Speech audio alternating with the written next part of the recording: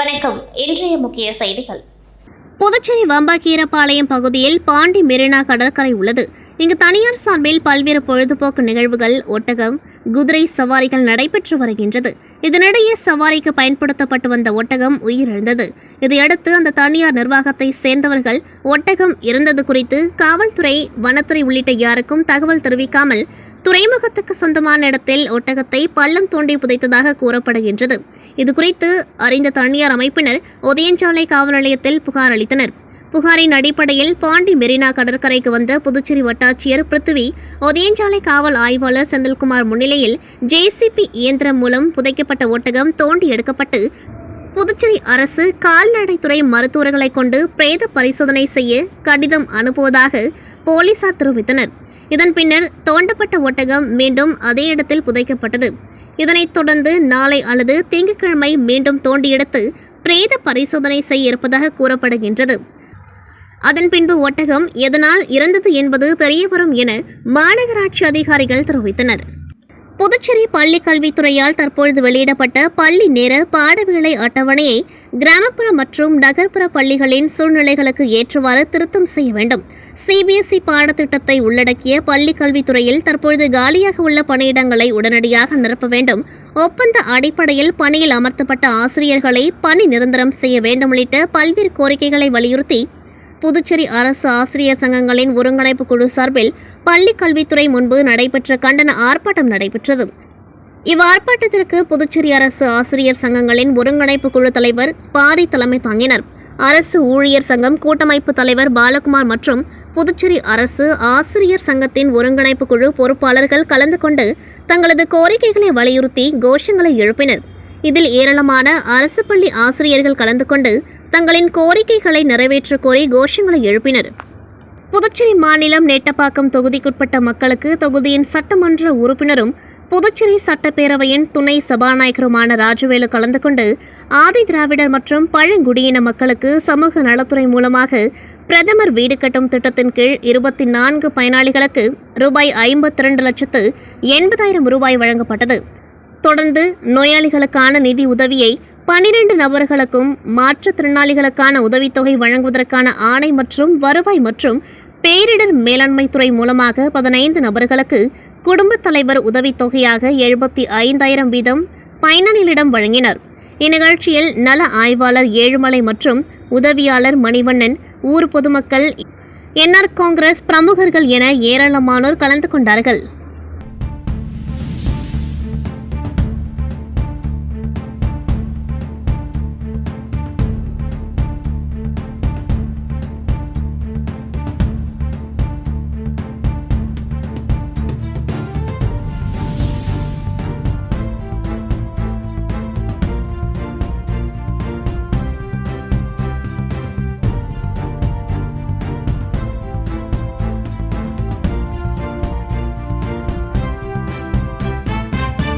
காரைக்கால் மாவட்ட போக்குவரத்து காவல்துறையும் சட்டநாதபுரம் நாகப்பட்டினம் 4 வழி சாலை பணியில் ஈடுபட்டு வரும் வெல்ஸ்பன் நிறுவனமும் மதர் தெரசா தொண்டு நிறுவனத்துடன் இணைந்து சாலை பாதுகாப்பு விழிப்புணர்வு ரதம் நடத்தப்பட்டது. இந்த விழிப்புணர்வு ரதமானது மாவட்ட காவல் கண்காணிப்பாளர் அலுவலகத்திலிருந்து புறப்பட முதுநிலை காவல் கண்காணிப்பாளர் மணேஷ் கொடியசைத்து துவக்கி வைத்தார். இந்த ரதத்தில் போக்குவரத்து விதிகளை மதிப்போம், தலைக்கவசம், உயிர்கவசம், அதிவேகம் ஆபத்தானது, போதையில் பயணம், பாதையில் மரணம், பேருந்தில் படியில் பயணம், நொடியில் மரணம், வாகனம் ஓட்டும் பொழுது கைபேசி உபயோகப்படுத்துவதை தவிர்ப்போம் என்ற வாசகங்கள் அடங்கிய ஒலி எழுப்பப்பட்டு முக்கிய வீதிகளின் வழியாக சென்றது. இந்நிகழ்வில் காவல் கண்காணிப்பாளர்கள் பாலச்சந்திரன், சுப்பிரமணியன் மற்றும் வெல்ஸ்பன் நிறுவன பாதுகாப்பு துறை உதவி மேலாளர் கோபிராஜ், சமூக பொறுப்புணர்வு அலுவலர் ஜூலியஸ் மற்றும் மதர் தெரசா தொண்டு நிறுவன இயக்குனர் ராமர் மற்றும் பணியாளர்கள் கலந்து கொண்டு சிறப்பித்தனர். காரைக்கால் அடுத்த தல தெருவில் அமைந்துள்ள ஸ்ரீ தங்க மாரியம்மன் ஆலயத்தில் திருவிளக்கு பூஜை வெகு விமர்சையாக நடைபெற்றது. இதில் ஏராளமான பக்தர்கள் பங்கேற்று சுவாமி தரிசனம் செய்தனர். புதுச்சேரி மாநிலம் காரைக்கால் அடுத்த தலத்திரு பகுதியில் அமைந்துள்ள ஸ்ரீ சிவலோகநாத சுவாமி தேவஸ்தானத்தை சேர்ந்த ஸ்ரீ தங்க மாரியம்மன் ஆலயத்தில் ஆடி 2வது வெள்ளியை முன்னிட்டு திருவிளக்கு பூஜை வெகு விமர்சையாக நடைபெற்றது. இதில் 200க்கும் மேற்பட்ட பெண்கள் பங்கேற்று குத்து விளக்கை அம்மனாக பாவித்து குங்குமம் பூக்கள் கொண்டு பூஜித்து வழிபட்டனர். முன்னதாக ஸ்ரீ தங்க மாரியம்மனுக்கு சிறப்பு அபிஷேகம் நடைபெற்றது. தொடர்ந்து தீபலட்சுமியாக சந்தனக்காப்பு அலங்காரத்தில் பல வண்ண மலர்களால் அலங்கரிக்கப்பட்டு அம்பாள் பக்தர்களுக்கு காட்சியளித்தார். தொடர்ந்து அம்மனுக்கு மகா தீப ஆராதனை காண்பிக்கப்பட்டது. இதில் ஆலய அறங்காவல் குழுவினர் உள்ளிட்ட ஏராளமான பக்தர்கள் கலந்து கொண்டு சுவாமி தரிசனம் செய்தனர். காரைக்கால் மாவட்டம் பிள்ளை தெருவாசல் பகுதியில் அமைந்துள்ளது நூற்றாண்டுகள் பழமை வாய்ந்த பிரசித்தி பெற்ற புனித சந்தனமாதா பேராலயம். இப்பேராலயத்தின் ஆண்டு திருவிழா 4 தினங்கள் நடைபெறுவது வழக்கம்.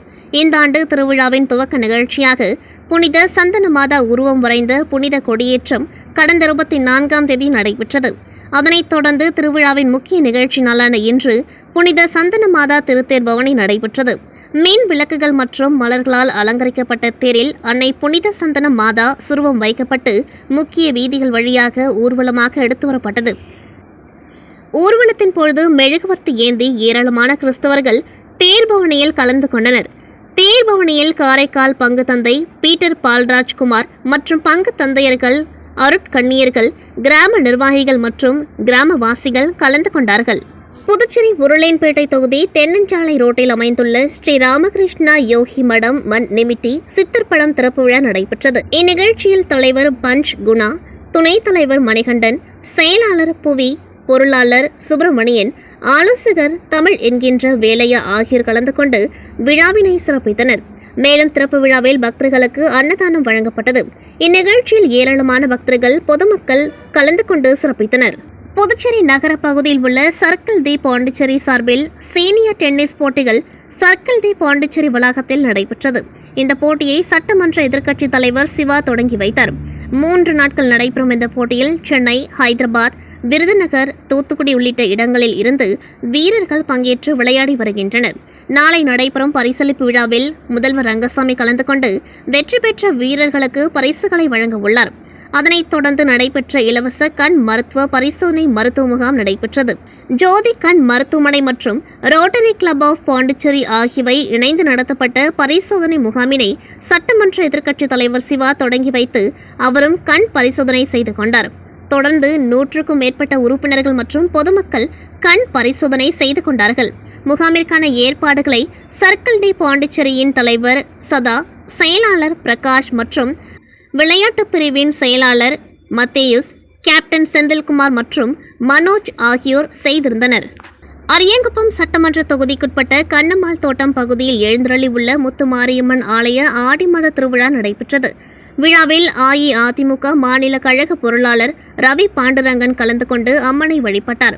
தொடர்ந்து ஆலயத்திற்கு வந்த பக்தர்களுக்கு சில்வரில் பூஜை கூடை வழங்கினார். அப்பொழுது கோவில் நிர்வாகிகள் குமரேசன், பார்த்திபன், மணிகண்டன், அருள், ஏழுமலை என்கின்ற முனியப்பன் ஆகியோர் ரவி பாண்டுரங்கன் அவர்களுக்கு மாலை அணிவித்து மரியாதை செய்தார்கள். இந்நிகழ்ச்சியில் தொகுதி கழக செயலாளர் ராஜா, அவைத்தலைவர் ராஜேந்திரன், வார்டு துணை செயலாளர் அன்பு, விஸ்வா ஆகியோர் உடன் இருந்தனர். புதுச்சேரியில் பிரெஞ்சு மொழி பெயர்ப்பாளர் பணிக்கான வேலைவாய்ப்பு முகாம் அலையன்ஸ் பிரான்சி மையத்தில் நடைபெறுகின்றது. தேசிய வாழ்வாதார சேவை மைய துணை பிராந்திய வேலைவாய்ப்பு அதிகாரி கோட்டூர்சாமி வெளியிட்ட செய்திக்குறிப்பில், டாடா கன்சல்டன்சி நிறுவனத்தில் பிரெஞ்சு மொழி பெயர்ப்பாளர் நிரந்தர பணிக்கு வேலைவாய்ப்பு முகாம் நாளை காலை 10 மணி முதல் பிற்பகல் 1 மணி வரை புதுச்சேரி அலையன்ஸ் பிரான்சி மையத்தில் நடைபெறுகின்றது. அதன்படி 20க்கும் மேற்பட்ட காலியிடங்கள் நிரப்பப்பட உள்ளன.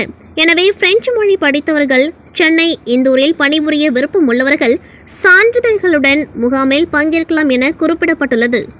Puducherry tennis ball cricket association சார்பில் 17வது சீனியர் தென் மண்டல அளவிலான 8 ஓவர் கிரிக்கெட் போட்டி ஜிப்மர் விளையாட்டு மைதானத்தில் தொடங்கியது.